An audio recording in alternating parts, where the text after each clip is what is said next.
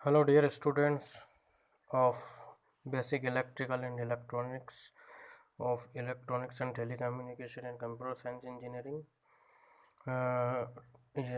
Previous at the time of classes हम लोग क्लासों के टाइम 3 यूनिट कंप्लीट कर चुके थे ईटी की और 4 यूनिट अपने कंप्यूटर थे 3 यूनिट अपने कंप्यूटर साइंस की कंप्लीट हो चुकी थी। ये जो टॉपिक है ये अपने ईटी वालों को 4th यूनिट में है और सीएस वालों को भी ये टॉपिक है। बस अब नेक्स्ट यूनिट से आपको थोड़े अलग टॉपिक्स रहेंगे और ईटी वालों को अलग टॉपिक्स रहेंगे, पर हम कोशिश करेंगे कि जो जो भी कॉमन आप लोगों के सब्जेक्ट से पहले वो कवर अप किए जाए, जो एग्ज़ाम में आ सकते हैं वो पहले कवर अप किए जाए। तो ये बहुत इम्पोर्टेंट टॉपिक्स है आपको लाइफ टाइम के लिए भी और एग्ज़ाम के हिसाब से भी। वैसे मैं पढ़ा चुका हूँ ये, आप लोग में से जिन्होंने क्लास अटेंड की है उनको ये पता होगा कि मैं स्टार्टिंग से जैसे बताया था कि आपका इलेक्ट्रिकल इंजीनियरिंग मटेरियल्स, तो वही बताया मतलब कि विद्युत अभियांत्रिकी में जो प्रारंभिक विद्युत अभियांत्रिकी में भाई हमारे इलेक्ट्रिसिटी में या इलेक्ट्रिकल इलेक्ट्रॉनिक्स में सबसे ज़्यादा मटेरियल ही तो मेन है भाई। जैसा मटेरियल के गुण रहेंगे, प्रॉपर्टी रहेंगे, उस हिसाब से हम इलेक्ट्रिक में यूज़ करते हैं हम उसको, इलेक्ट्रिक या इलेक्ट्रिकल या इलेक्ट्रॉनिक्स से दोनों फील्ड में। तो जनरली हम देखते हैं इलेक्ट्रिकल या इलेक्ट्रॉनिक्स में हमारे 3 मटेरियल होते हैं, कंडक्टर यानी चालक, इंसुलेटर यानी कुचालक और सेमीकंडक्टर यानी अर्धचालक।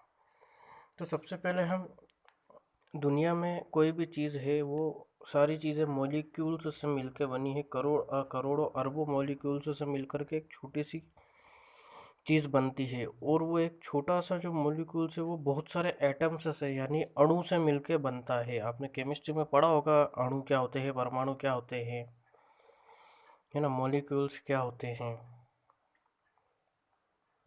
तो हम देखते हैं कि एटम्स होते क्या है। ये दुनिया की सबसे छोटी चीज़ है, अभी तक इससे छोटी कोई चीज़ नहीं है।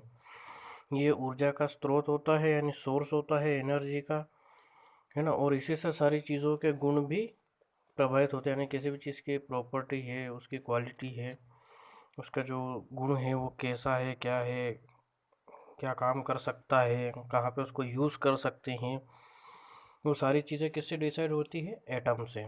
तो एटम होता क्या है, आप लोगों ने केमिस्ट्री या फिजिक्स में भी पढ़ा होगा कि ये एटम क्या होता है। ये ऐसा गोल सोर्स रहता है।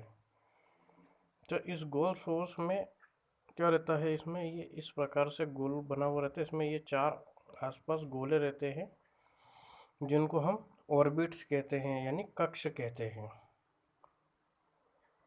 है ना। इस कक्ष में जो सबसे जो बीच में आपको दिख रहा है इसको नाभिक, सेंटर पॉइंट जो रहता है इसको हम नाभिक कहते हैं या न्यूक्लियस कहते हैं।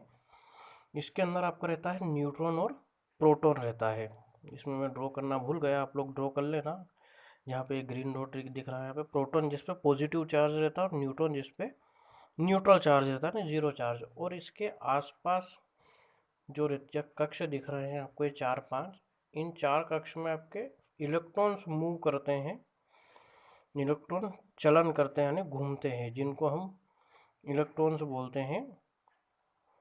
तो न्यूक्लियस में जो हमने जैसे सुना है कि जो विपरीत आवेश रहते हैं यानी जो ऑपोजिट चार्जेस रहते हैं वो अट्रैक्ट करते हैं एक दूसरे को, जैसे कि प्लस माइनस दोनों ऑपोजिट है तो एक दूसरे को क्या करेंगे, अट्रैक्ट करेंगे। है बात समझ में। और जो आपके सेम चार्जेस रहते हैं यानी सम आवेश रहते हैं वो एक दूसरे को प्रतिकर्षित करते हैं यानी रिपल करते हैं, दूर दूर होते हैं। जैसे प्लस माइनस क्या होंगे, अट्रैक्ट होंगे, और प्लस प्लस रिपल होंगे। जैसे कई बार हम देखते हैं कि प्लस प्लस वायर अगर टच हो जाते हैं तो फॉल्ट होता है, चिंगारी निकलती है, ब्लास्ट होता है। तो इसलिए हम क्या करते हैं, हर कनेक्शन में एक प्लस का वायर लेते हैं और एक माइनस का। जैसे सेल में भी आपने देखा होगा, बैटरी में भी एक प्लस एक माइनस रहता है। तो प्लस अलग माइनस अलग आप कनेक्शन करते हो। अगर आपने प्लस में प्लस प्लस अगर एक साथ जोड़ दिए तो फॉल्ट हो जाएगा, अपना सर्किट मशीन जल सकती है, ब्लास्ट हो सकता है, स्पार्क हो सकता है ना। तो ये हम बात करते हैं एटम की वापस से। तो एटम में आपके ये कक्ष रहते हैं 4, के, एल, एम और एन। इन के, एल, एम, एन कक्ष में आपके इलेक्ट्रॉन्स मूव करते हैं। ये जो और जो बाहरी कक्ष रहता है आपका एन जो दिख रहा है, ये आपका वैलेंस कक्ष कहलाता है, यानी संयोजी कक्ष कहलाता है। इसमें आपके फ्री इलेक्ट्रॉन्स पाए जाते हैं। अच्छा, ये फ्री क्यों है? क्योंकि ये न्यूक्लियस से दूर है, इनमें ऊर्जा ज़्यादा है, एनर्जी ज़्यादा है, इसलिए ये फ्री यानी मूव करते हैं। क्योंकि इनका न्यूक्लियस से एनर्जी दूर है, जितना दूर है उतनी एनर्जी। न्यूक्लियस और इनके बीच में बंद बैंड कम है, बंद यानी कि बाउंडेशन कम है, इसलिए इनकी घूमने की एनर्जी ज़्यादा है। और जो इलेक्ट्रॉन न्यूक्लियस के करीब है, पास में है, वो न्यूक्लियस से या न्यूट्रॉन प्रोटॉन से बंधे हुए हैं, इसलिए वो फ्री इलेक्ट्रॉन्स नहीं कहलाते हैं। तो ये फ्री इलेक्ट्रॉन्स जो रहते हैं ये ऊर्जा मान रहते हैं, यानी एनर्जी इनके अंदर कंटेंट रहती है। तो इनकी जो एनर्जी रहती है, जब ये इस वैलेंस बैंड से, ये जो कंडक्शन बैंड आपको दिख रहा है, इस कंडक्शन बैंड में जब ये इनको हम ऊर्जा देते हैं, जो जैसे ऊर्जा हम इनको कैसे देते हैं, या तो डोपिंग करके, या अलग से वोल्टेज सप्लाई दे करके, या हीट दे करके तापमान बढ़ने पर, या जैसे हम इनमें वोल्टेज देते हैं, इलेक्ट्रिसिटी सप्लाई करते हैं, तो ये अपनी वैलेंस बैंड से कंडक्शन बैंड में मूव हो जाते हैं। तो ये जब मूव करते हैं तो अपनी एनर्जी को रिलीज करते हैं। तो इस एनर्जी को हम यूज़ कर लेते हैं, या तो प्रकाश के रूप में, लाइट के रूप में, या ऊर्जा हीट के रूप में, या इलेक्ट्रिसिटी करंट के रूप में। क्योंकि जब इलेक्ट्रॉन्स मूव करते हैं धातु के अंदर, तो इलेक्ट्रॉन्स जाते हैं नेगेटिव पॉजिटिव में, और इनके ऑपोजिट आपका इलेक्ट्रिक करंट फ्लो होता है, जिसको हम फ्लो ऑफ चार्जेस कहते हैं। फर्स्ट यूनिट में पढ़ चुके हैं हम कि तो फ्लो ऑफ चार्जेस यानी कि धन आयन या धन आवेशों के प्रवाह की या आवेशों के प्रवाह की दर को हम विद्युत धारा कहते हैं, यानी कि the flow of charges is called electric current, the flow of electron is called electricity, यानी इलेक्ट्रॉन फ्लो होंगे तो उसके विपरीत में आपके प्लस चार्जेस फ्लो होंगे। तो प्लस चार्ज, ये जो आपका प्लस माइनस का जो आवागमन रहता है, मूवमेंट रहता है, ये आपका आवागमन ही आपका इलेक्ट्रिसिटी या इलेक्ट्रिक करंट फ्लो करवाता है। हम उस ऊर्जा को यूज़ करते हैं। अब हम इलेक्ट्रिसिटी देखते हैं, जनरली सेल से, बैटरी से प्रोड्यूस कर सकते हैं। उसमें भी आपके प्लस माइनस चार्जेस फ्लो होते हैं। जनरेटर से हम बिजली पैदा कर सकते हैं, डीसी या एसी, उसमें भी आपके प्लस माइनस चार्जेस फ्लो होते हैं।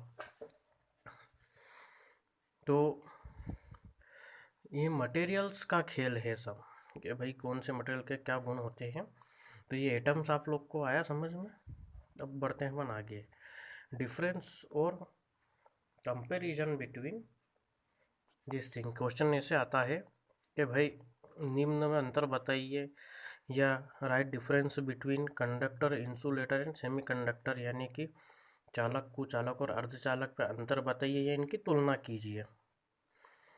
तो कंडक्टर को ही हम हिंदी में चालक कहते हैं, या सुचालक कहते हैं, विद्युत के सुचालक जिसमें, या फिर इंसुलेटर को हम कुचालक भी कहते हैं या नॉन कंडक्टर भी कहते हैं, और सेमीकंडक्टर को हम अर्धचालक कहते हैं। अब जैसे नाम से समझ में आ रहा है कि चालक, चालक का मतलब होता है कैरियर, यानी जो अपने अंदर से किसी चीज़ को ले जा सके। और कु मतलब होता है बुरा, और कुचालक मतलब बुरा चालक, जो अपने अंदर से कुछ भी फ्लो नहीं कर सकता। अर्धचालक, अर्ध मतलब आधा, यानी कि आधा चालक, यानी कि इसमें इलेक्ट्रिसिटी फ्लो हो भी सकती है और नहीं भी हो सकती है। वो किस कंडीशन में होती है मैं बताऊंगा आगे। तो पहला पॉइंट हमारा है चालक में, इनमें अंतर के, चालक में वो पदार्थ होते हैं या वो मटेरियल होते हैं जिसमें इलेक्ट्रिसिटी फ्लो होती है, यानी कि इनके इनके अंदर क्या होते हैं, आपके फ्री इलेक्ट्रॉन्स पाए जाते हैं। और आपका कुचालक, जिसमें इलेक्ट्रिसिटी फ्लो नहीं हो सकती, इनमें इलेक्ट्रॉन्स फ्लो नहीं हो सकते, फ्री इलेक्ट्रॉन्स इसमें नहीं पाए जाते हैं। और अर्धचालक में आपकी इलेक्ट्रिसिटी फ्लो नॉर्मल कंडीशन पर, यानी शुद्ध अवस्था में जब ये रूम टेम्परेचर में सामान्य ताप पर ये शुद्ध अवस्था में रहते हैं तो इनमें इलेक्ट्रिसिटी फ्लो, बिजली फ्लो नहीं होती है, बिजली का या करंट का प्रवाह नहीं होता है। लेकिन स्पेशल कंडीशन पे, जैसे कि हम इनको अलग से ऊर्जा प्रदान करें, इनका तापमान बढ़ाएं या डोपिंग करें। डोपिंग का मतलब होता है बेटा अशुद्धि मिलाना, यानी कि उस शुद्ध अर्धचालक में त्रिसंयोजी यानी ट्राइवेलेंट, जैसे कि एल्यूमिनियम वगैरह मिलाना, और सिलिकॉन में, और आपके या पंच संयोजी यानी पेंटावेलेंट इम्प्योरिटी मिलाना। ये जब हम मिलाते हैं इसमें तो इनकी चालकता बढ़ जाती है, धातु की तरह कार्य करने लग जाते हैं। पर इनसे जो प्राप्त हमें करंट होता है वो डीसी होता है और ज़्यादा मात्रा में प्राप्त नहीं होता है। चलिए अब दूसरा पॉइंट देखते हैं हम कि चालक में क्या रहती है, चालकता बढ़ जाती है। चालकता क्या होती है बता चुका हूँ फर्स्ट यूनिट में, प्रतिरोधकता, चालकता, चालकत्व यानी कि conductivity, resistivity, resistance, voltage, current, power, ये सारी डेफिनेशंस हम देख चुके हैं, है ना। तो अपने चालक में क्या रहती है, चालकता बहुत ज़्यादा रहती है और प्रतिरोधकता कम रहती है। ये तीर ऊपर है मतलब कि ज़्यादा, और तीर नीचे, ये एरो नीचे है मतलब कि कम दर्शा रहा है ना। तो चालकता ज़्यादा रहती है और प्रतिरोधकता कम रहती है। और कुचालक में चालकता बहुत ही कम रहती है, बिल्कुल ना के बराबर रहती है। जब हम बहुत ज़्यादा तापमान बढ़ा या बहुत ही अत्यधिक वोल्टेज अप्लाई करें तभी पॉसिबल है, पर वैसे हम जनरली करते नहीं हैं। और आपका अर्धचालक में शुद्ध अवस्था में इनकी रजिस्टिविटी ज़्यादा रहती है, चालकता कम रहती है। बाकी हम इनमें डोपिंग करते हैं, अशुद्धि मिलाते हैं, यानी P type N type semiconductor जब इनको बना देते हैं या तापमान बढ़ाते हैं तो इनकी चालकता बढ़ जाती है। जैसे सोलर सेल में उसमें तापमान बढ़ता है तो विद्युत फ्लो होता है ना। बाकी वो कम तापमान पर शुद्ध अवस्था में इनमें करंट फ्लो नहीं होता, इसलिए इनको अर्धचालक कहते हैं। इनमें करंट फ्लो एक एक मतलब कि कंडीशन लगाने पे होता है, इनको अलग से, और इनमें करंट फ्लो नहीं हो सकता। अब देखो चालक क्या होते हैं अपने जनरली, धातु, मेटल्स, सब धातु नहीं, कुछ कुछ धातु, जैसे कि आपके लोहा है, चांदी है, तांबा है, पीतल है आदि, बहुत सारे। और आपके कुचालक क्या रहता है, आपके लकड़ी है, प्लास्टिक है, चीनी है आदि। और आपके अर्धचालक क्या रहते हैं, आपके सिलिकॉन, जर्मेनियम, है ना। चौथा पॉइंट, आपके जो चालक में फ्री इलेक्ट्रॉन्स बहुत अधिक मात्रा में पाए जाते हैं, अत्यधिक मात्रा में। और आपके कुचालक में फ्री इलेक्ट्रॉन्स बहुत ही कम होते या होते ही नहीं। और आपके अर्धचालक में डोपिंग करने पर हम इनमें फ्री इलेक्ट्रॉन्स या होल्स उत्पन्न कर सकते हैं। जैसे पी टाइप में क्या रहता है, आपका चार्ज कैरियर क्या आपके क्या उत्पन्न होते हैं, होल्स, और एन टाइप में इलेक्ट्रॉन्स। तो ये आपका इलेक्ट्रिसिटी फ्लो करवाते हैं, और शुद्ध अवस्था में इनमें फ्री इलेक्ट्रॉन्स या होल्स नहीं होते हैं, है ना। अब ये बहुत मोस्ट इंपॉर्टेंट पॉइंट आपका फिफ्थ पॉइंट, क्वेश्चन आता है कि इनमें डिफरेंस बताइए एनर्जी बैंड डायग्राम के आधार पे, है ना। हिंदी में एनर्जी बैंड डायग्राम को कहते हैं ऊर्जा बंध चित्र, या ऊर्जा बंध के आधार पे इन तीनों में डिफरेंस या तुलना बताइए। तो ये एनर्जी बैंड डायग्राम क्या होता है, जैसे मैंने बताया था आपको इसमें, कि इसमें जो वैलेंस बैंड और कंडक्शन बैंड आपको दिखेगा, तो एनर्जी कब लगती है इलेक्ट्रॉन्स को, जब वो अपने वैलेंस बैंड से कंडक्शन बैंड में कूदता है और अपनी ऊर्जा को रिलीज करता है। तो आपका एनर्जी बैंड डायग्राम में आप इस तरीके से बताओगे, ये इस तरीके से रहता है आपका एनर्जी बैंड डायग्राम। ये आपका हिस्सा रहता है वैलेंस बैंड, ये आपका कंडक्शन बैंड, और जो आपको ये जो बीच में ग्रीन कलर से जो गैप दिख रही है, ये गैप आपकी कहलाती है फॉरबिडन एनर्जी गैप, यानी कि ऊर्जा अंतराल।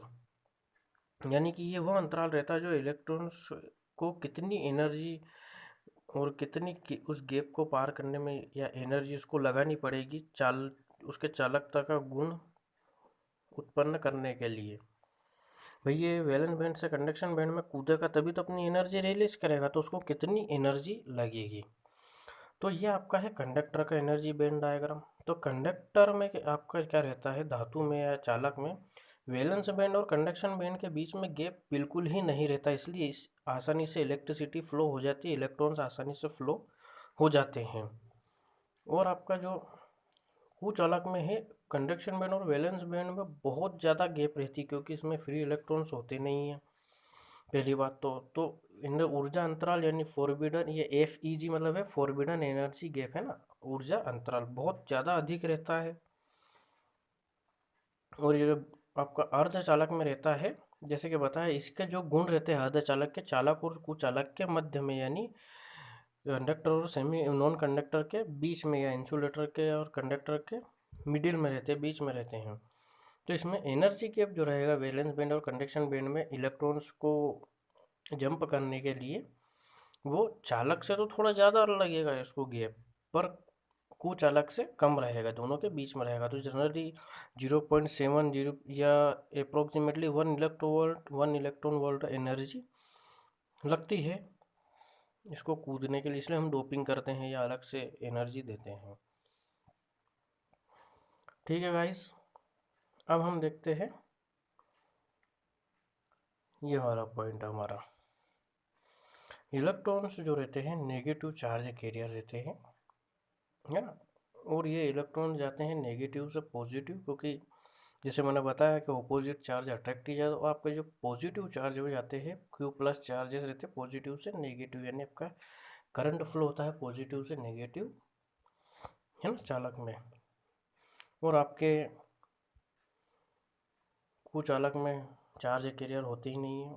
और आपके अर्धचालक में P टाइप अगर अर्धचालक है तो उसमें होल्स आपके चार्ज कैरियर रहेंगे, यानी कि आपके और एनर्जी कैरियर रहेंगे, चार्ज कैरियर। और आपके एन टाइप में इलेक्ट्रॉन्स रहेंगे, है ना। P type N type semiconductor पढ़ा चुका हूँ मैं, लास्ट यूनिट में ही था वो, कि जब हम इन दोनों P टाइप और N टाइप सेमीकंडक्टर को जोड़ते हैं तो PN जंक्शन डायोड बनता है ना। उसको हम बैटरी के पॉजिटिव से P जोड़ते हैं और N को नेगेटिव से, तो फॉरवर्ड बायस कहलाता है। और अगर हम उल्टा कर दें, P को बैटरी के नेगेटिव से और N को बैटरी के पॉजिटिव से, सॉरी N को, हाँ,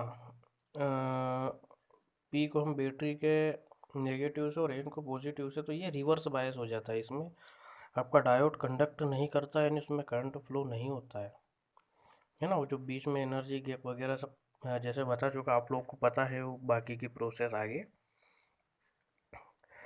तो ये आपका डिफरेंस रहता है कंडक्टर, इंसुलेटर और सेमीकंडक्टर में।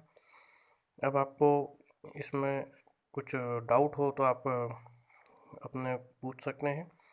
और अपना जो आपको असाइनमेंट है कि ये जो इसमें मैंने शॉर्ट में जो लिखा हुआ है, जो आपको लिखा हुआ है, ये भी नोट करना है। और जो मैंने बोला है उसको पूरा पूरा आपको अपनी कॉपी में नोट करके नोट्स बनाना है।